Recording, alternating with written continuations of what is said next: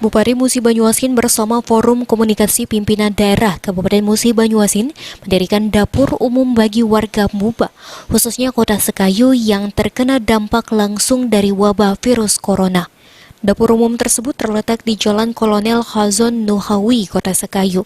Dapur umum tersebut nantinya akan dikelola secara bergantian oleh Pemkab Muba maupun instansi terkait, yakni TNI, Polri, serta dinas yang ada di Kabupaten Muba untuk melayani makan siang dan makan malam warga Muba yang terkena dampak dari virus COVID-19 tersebut.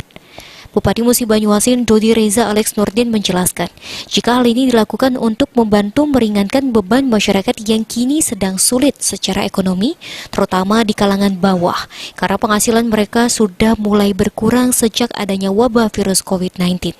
Dengan adanya dapur umum ini, para pekerja informal seperti tukang ojek dan buruh harian lepas lainnya bisa makan di tempat ini, agar uang yang mereka terima bisa dibawa pulang secara utuh.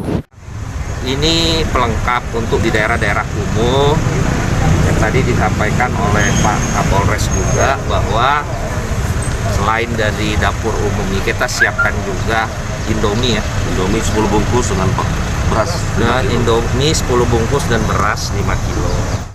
Kerjasama antara dari kita gugus tugas untuk menyusun, menyisir khusus daerah-daerah slum.